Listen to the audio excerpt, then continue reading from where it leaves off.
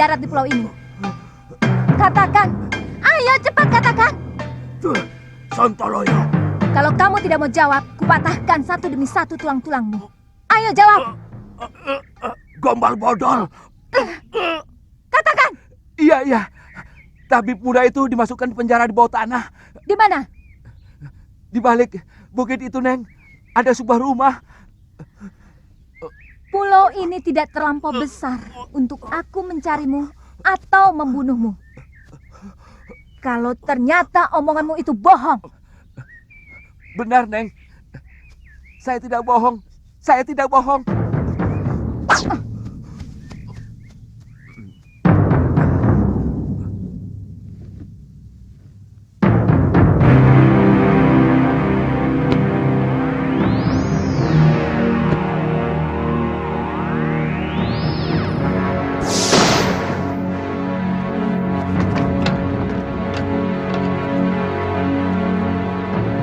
suka berlagak jago di sana. Biarkan kami tetap di sini.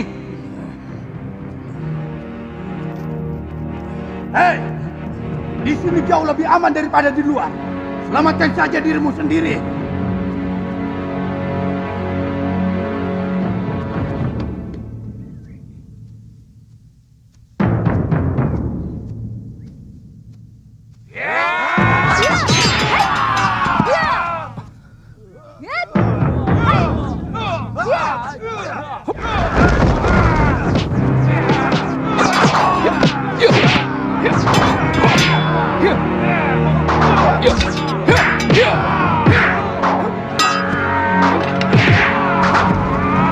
Kurang ajar. Benar-benar luar biasa anak muda itu.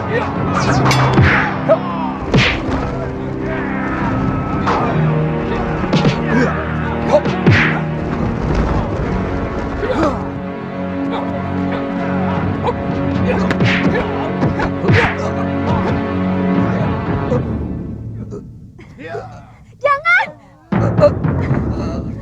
Jangan bunuh kakek saya!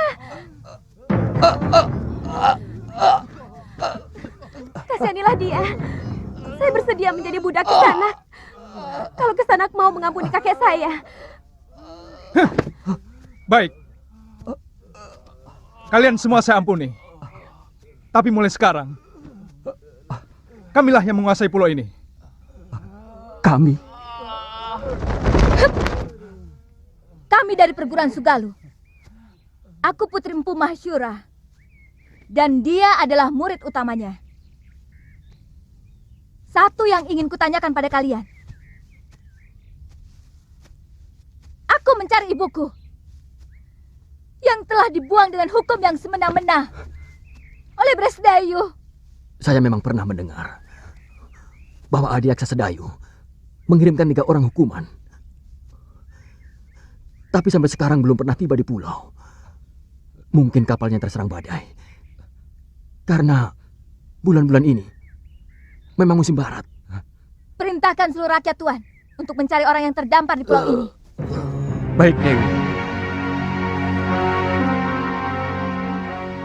Sisir seluruh pantai.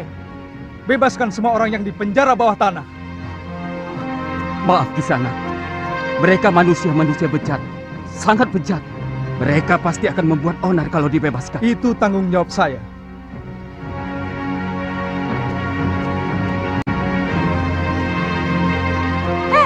Siapa kamu? Dia cucuku Dewi. Saya tidak tanya kamu. Nama saya Kaliana Tantri, cucu kakek Kalapati. Dia yang telah menyelamatkan saya dari keroyokan ular dan kalajengking di penjara bawah tanah. Jangan coba-coba menggoda kekasihku. Aku bisa melakukan kekejaman yang lebih dari kakekmu.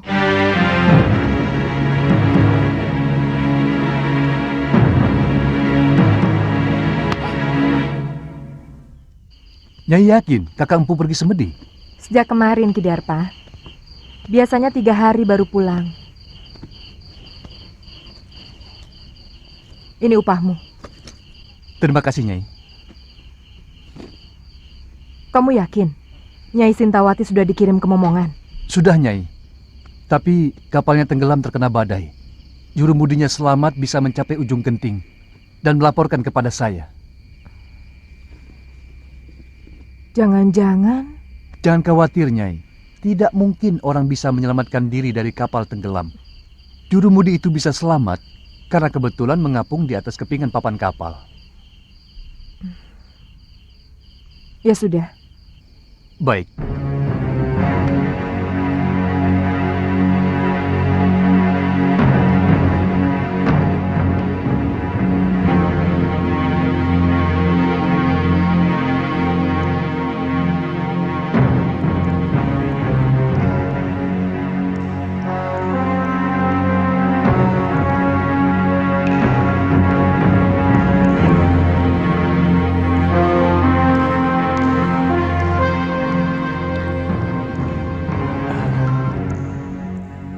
Kenapa wajah Nila Saroya dan Darpasura selalu mengganggu pikiranku?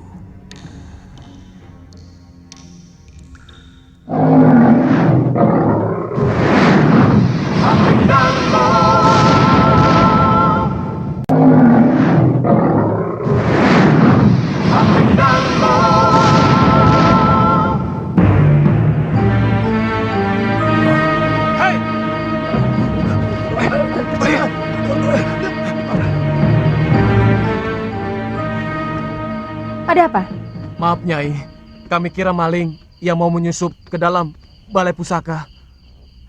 Apakah tingkah laku saya seperti maling? Maafkan saya Nyai.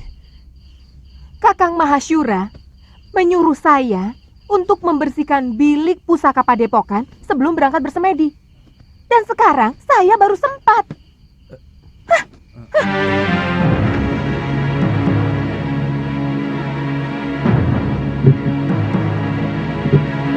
Saya heran, kenapa guru lebih mencintai Nyai Nila? Orangnya angkuh dan agak culas. Jaga mulutmu, Radi. Kalau sampai terdengar Gusti Empu, kamu bisa diusir dari Sugalu. Bukan begitu. Ini antara kita saja. Terus terang, saya lebih hormat sama Nyai Dewi Sintawati. Dia sangat bijak dan selalu memperlakukan kita seperti sanak kadangnya sendiri. Terus terang, saya sendiri agak ragu bahwa Nyai Dewi tega berbuat serong dengan keramnya. Sangat mungkin Ki Darbasura ikut bermain untuk menyingkirkan Nyai Dewi. Sebab bukan rahasia lagi antara Nyai Dewi dan Ki Darbasura saling membenci. Karena adik Gusti Empu merasa tersingkirkan oleh pengaruh Nyai Dewi selama ini. Dan si Gramya itu kan murid yang paling jujur. Mana mungkin dia tega mengkhianati guru? Pendapat Rade dan Adi Bendo memang ada benarnya. Saya pernah memergoki Ki Darbasura dan Nyai Saroya terlibat pembicaraan yang kelihatannya sangat penting. Sebelum Nyai Dewi dituduh melakukan perbuatan aib. Bukan tidak mungkin mereka bersekongkol untuk menyingkirkan Nyai Dewi. Karena kedua belah pihak sama-sama diuntungkan.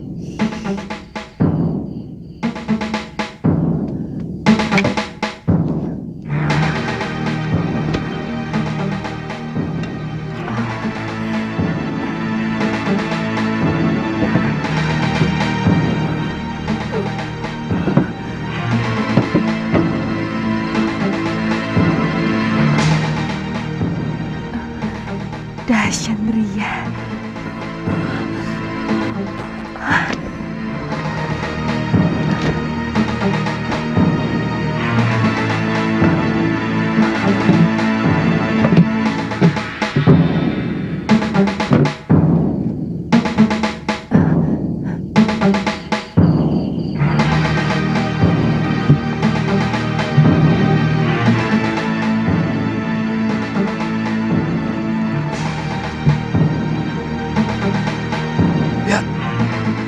Apa yang dibawanya?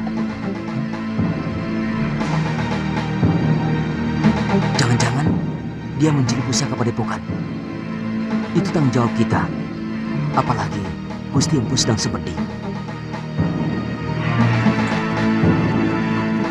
Ready? Ada apa lagi?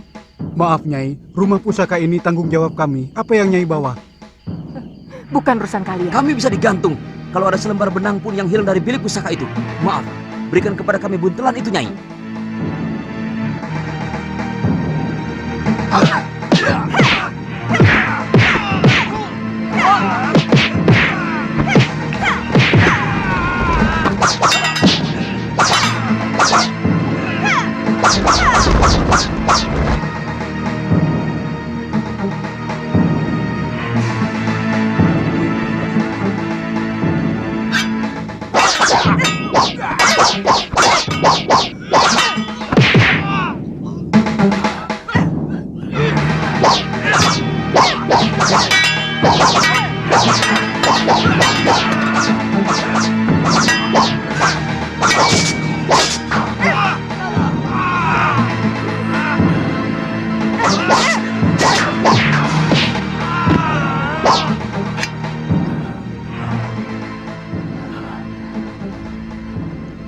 Kenapa kau lakukan itu, istriku?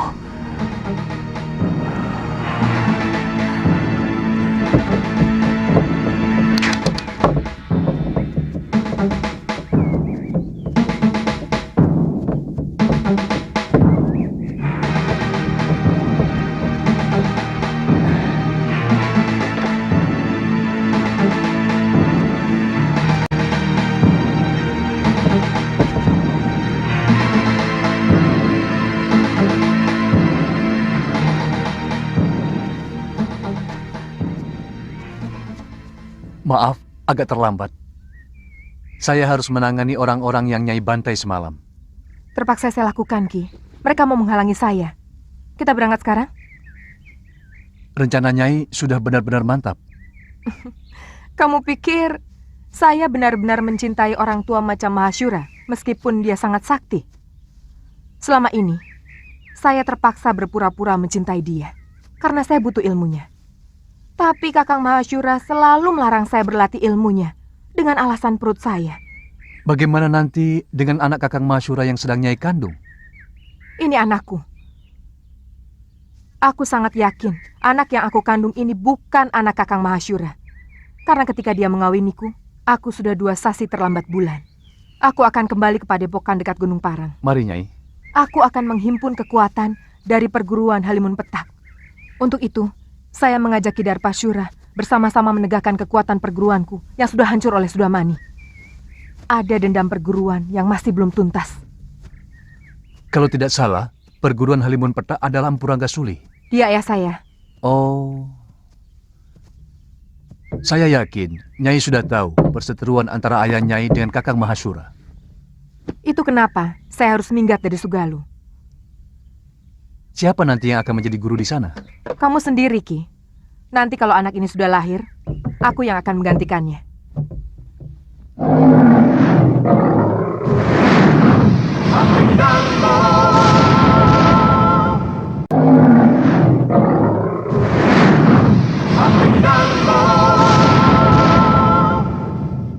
Sangat janggal kalau sebuah negara tidak memiliki raja. Selama Gusti Prabu Anglingdarma meninggalkan negeri Malwapati, rakyat kita seperti ayam kehilangan induk, tidak memiliki kebanggaan sebagai rakyat Malwapati. Bahkan mereka cenderung menjadi bangsa yang rendah diri. Lalu, mau apa Prameswara? Mestinya Gusti Patih sudah harus mengambil keputusan. Keputusan? Ya, terus terang, kesetiaan Gusti Prabu Anglingdarma kepada negeri Malwapati mulai saya ragukan. Mungkin karena beliau hanya sebatas mantu dari Gusti Sepuh. Sebenarnya Gusti Patih jauh lebih berhak untuk menjadi raja. Karena kalau saja tidak ada sayembara memperebutkan mendiang Gusti Dewi Setiawati, maka Gustilah yang seharusnya menjadi raja. Sayembara itu yang mengadakannya adalah aku, bukan Romo Prabu. Dan pertaruhannya adalah tahtaku. Di samping adik kandungku yang sangat kucintai, Dinda Setiawati. Sesudah Gusti Dewi meninggal tanpa anak, apakah hak tahta kerajaan Malwapati ini juga masih dimiliki Prabu Anglingdarma? Atau sebenarnya sudah batal? Terus terang, kami tidak pernah berpikir sampai hal itu. Saya tetap rela adik Prabu memegang tampuk kekuasaan, meskipun Dinda Setiawati telah tiada. Ini menyangkut tanggung jawab beliau, Gusti Patih. Sungguh sangat berbeda. Seorang pewaris asli dan seorang yang hanya menerima pemberian. Jangan menggoyah keyakinanku, Katiwanda. Janji seorang satria itu pantang mencela-menceli. Pagi kuning, siang merah, malam hijau. Gusti akan membiarkan negeri ini semakin kerdil tanpa kemajuan setapak pun, karena tidak adanya raja.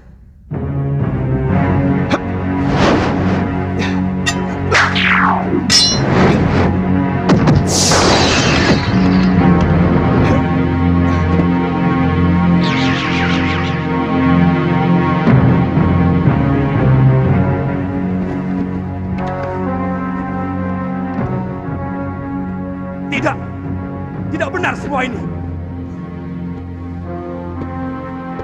Siapa kamu? Apa aku sudah banyak berubah, Kakang Madrin?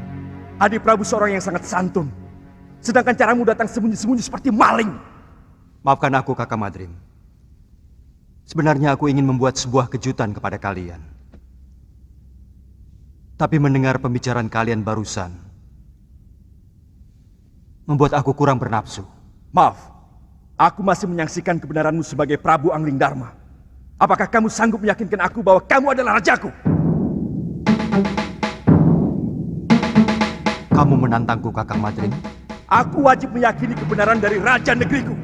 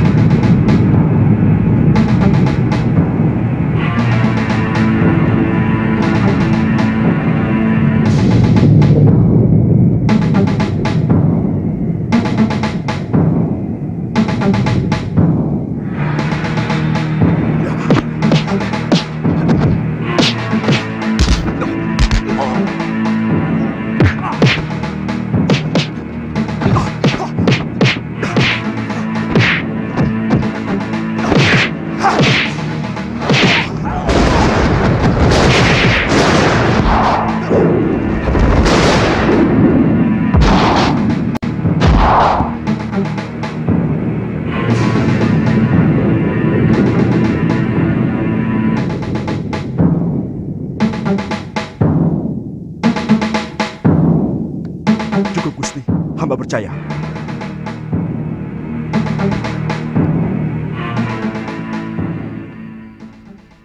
Pengembaranku ternyata tidak sia-sia, Kakang Madrim. Aku bisa melihat langsung apa yang terjadi di kalangan rakyatku. Berbagai macam bentuk kehidupan yang selama ini belum pernah saya lihat dari tembok ke daton.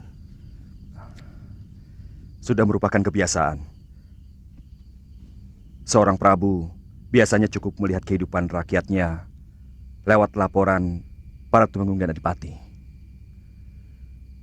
Adipati menerima laporan dari para kubu dan bekel. Bekel menerima laporan dari Jagabaya dan para kepala kampung. Itulah kenapa banyak raja yang menjadi membambung. Maksud Adi Prabu? Banyak rakyat yang menderita, tapi raja tidak mampu melihatnya. Tidak sedikit rakyat yang menjerit karena penderitaan mereka. Tapi kuping raja sama sekali tidak bisa mendengar. Karena semua laporan kehidupan yang masuk ke dalam kedaton sudah disaring dan diberi bedak. Supaya kelihatan indah, adem ayem, toto tentrem, kerto raharjo. Tidak baik seorang raja harus memikirkan hal-hal sepele seperti itu. Semua itu cukup ditangani oleh para rakyat dan tumenggung. Sebab ada yang jauh lebih penting dari urusan tetek bengek seperti itu. Adalah bagaimana supaya bisa menjaga wibawa. Pengembaranku selama ini membuka mata dan telingaku. Bahwa ternyata rakyat tidak pernah peduli. Apakah rajanya berwibawa atau tidak. Yang penting bagi mereka, apakah raja memperhatikan nasib mereka atau tidak.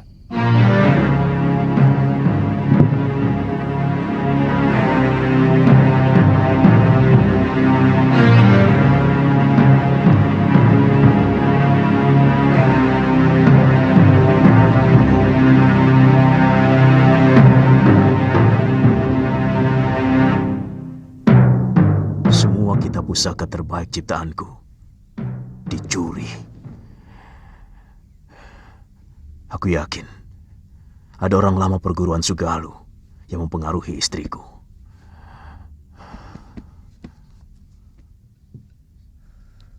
Saya tidak tahu apakah ini hanya kebetulan terjadi. Sejak Nyai Nila pergi, Ki Darpasura tidak pernah kelihatan di rumahnya maupun di padepokan. Kata pekatik rumahnya, Ki Darpa pergi mengendarai gerobak di hari yang sama dengan kepergian Nyai Nila. Darpasura? Apa mungkin adik kandungku tega mengkhianatiku, Subada? Saya benar-benar tidak tahu, Guru.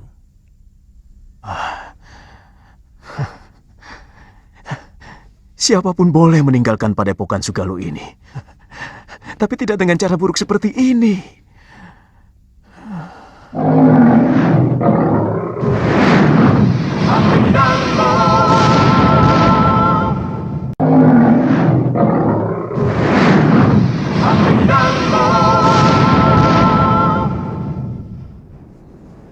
Semua orang sudah dikerahkan menyisir pantai. Bahkan, beberapa orang pun sudah sampai di Pulau Hantu. Tapi Biung belum juga diketemukan. Terus terang, saya bingung, Kakang. Kamu siap menghadapi Gusti Empu, juga para tumenggung Sedayu, kalau kembali ke padepokan Sugalu? Maksudmu, kamu lebih suka tetap tinggal di pulau ini?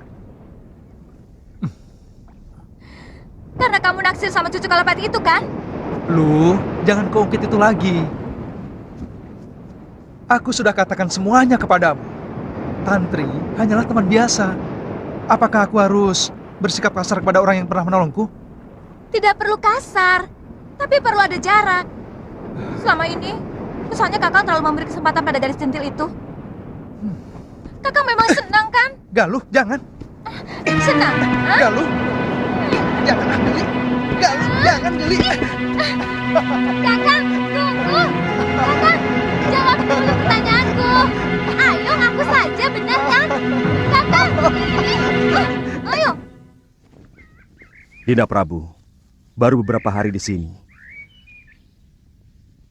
Sebenarnya akan lebih baik Kalau Dinda pergi setelah melakukan pasemuan agung dengan segenap pamong, terus terang, hampir seluruh rakyat Malawapati masih berkabung. Pertama karena kematian Dinda Setiawati. Dan kedua, karena kepergian Adi Prabu sendiri. Kakang Madrim, masih ada beberapa persoalan yang belum aku selesaikan. Aku akan segera kembali kalau semua persoalan sudah bisa dibereskan. Jaga baik-baik negeri ini, Kakang. Dan perintahkan rakyat menghentikan perkabungan. Karena aku masih dalam keadaan selamat. Baik, Dinda Prabu.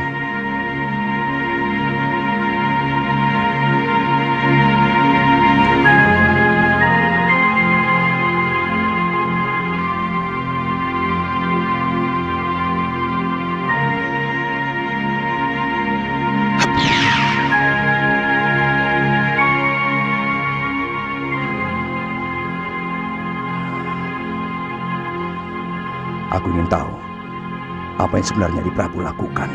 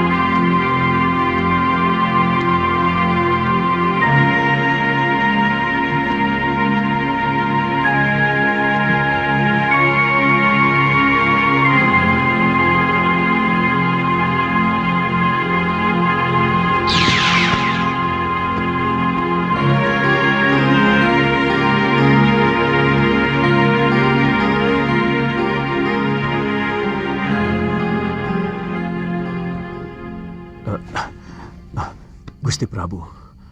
Guru menangis? Mana? Mana Nini Saroya?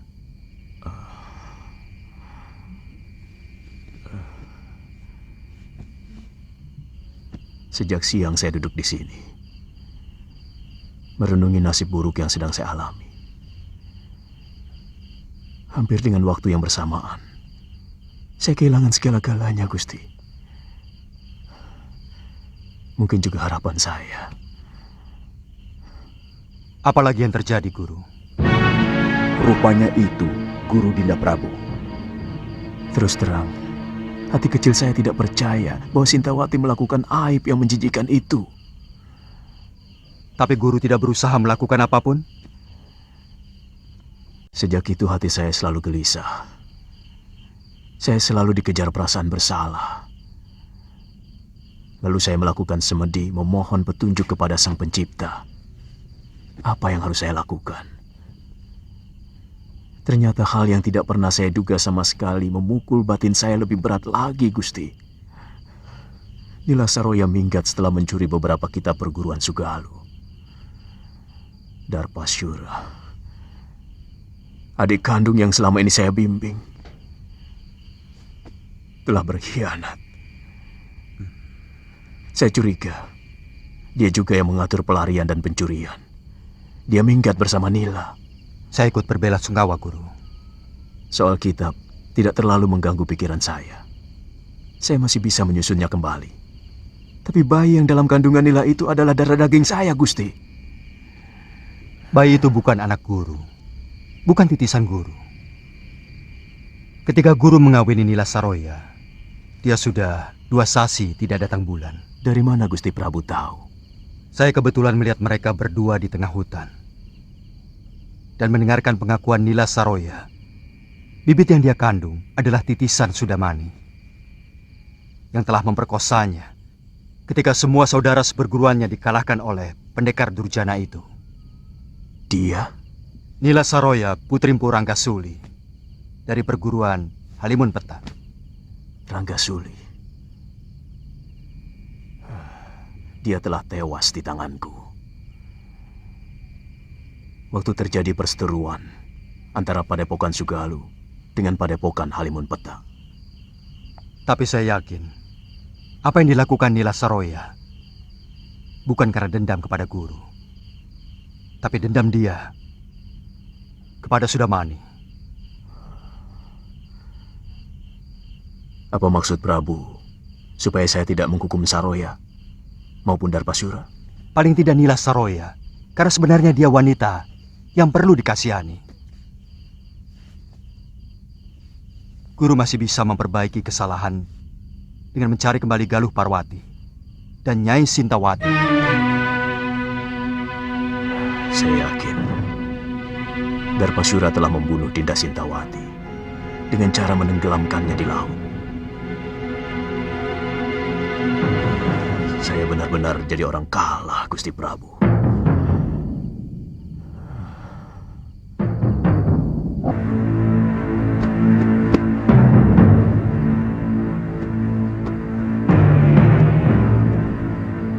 Bagaimana kalau guru tidak mau menerima kita? Kita mengembara. Mungkin ke negeri Malwapati. Karena dari dulu Gusti Prabu Anglingdarma pernah menjanjikan mau mengajak saya ke sana.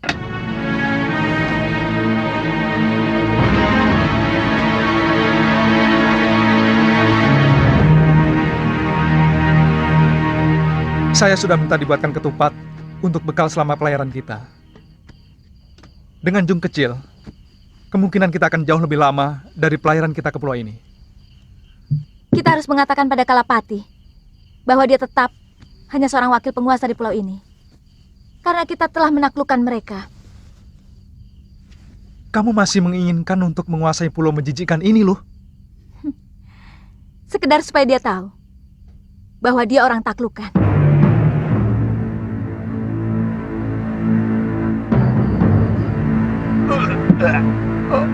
Pokoknya kakek harus menahan Seliwa di sini. Buat apa? Kalau dia hengkang dari sini, aku malah senang. Dan pulau ini akan menjadi milikku lagi. Kek, saya mencintai Suliwa, Kek. Saya bisa mati kalau harus berpisah sama dia, Kek.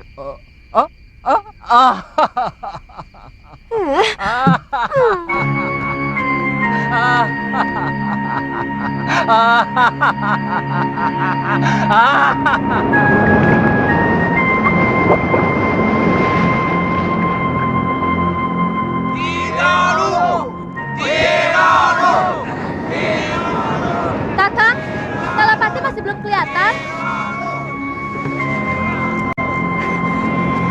Kakang! Kakang Seliwa! Kakang! Dia lagi. Kakang Seliwa! Kakang! Ada apa? Kakek, tolong kakek.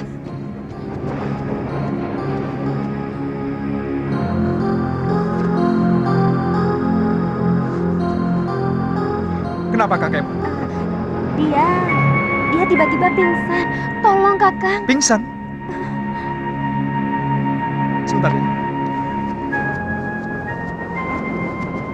Loh? Apa? Sana, tolong kakek si centil itu. Jangan begitu. Bagaimanapun, saya tidak bisa melepaskan kewajiban saya sebagai seorang tabib. Saya kan tidak melarangmu. Lagi pula itu bukan urusanku. Sebaiknya kau ikut. Bagaimanapun, kita perlu bicara dengan Kalapati.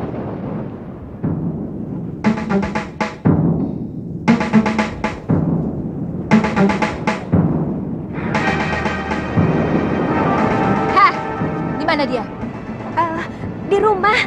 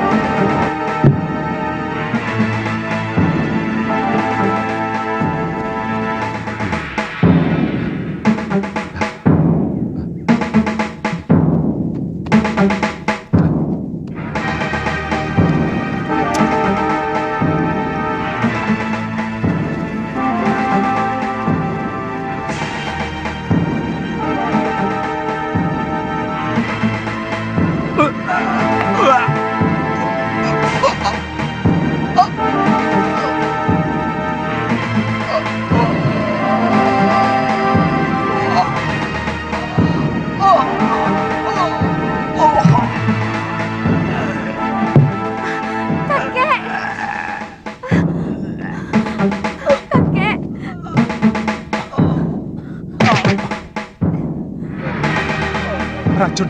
Cepat ambilkan air. Kakekmu terkena racun ikan gelembung dan bunga karang darah. Baik.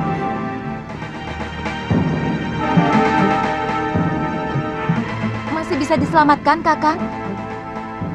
Tugas seorang tabib adalah berusaha.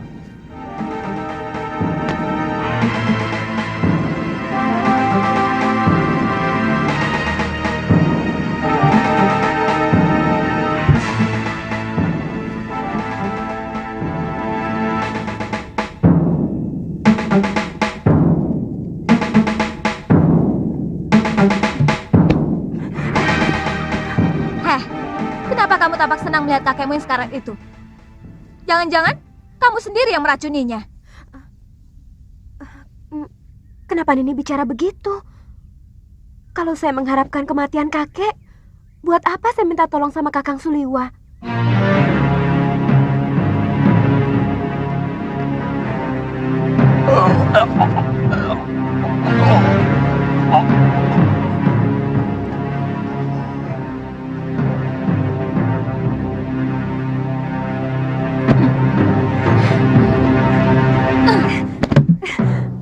Jangan berani-berani menggoda kekasihku, Tantri. Saya juga mencintai Kakang Liwan ini. Kamu bisa kubunuh.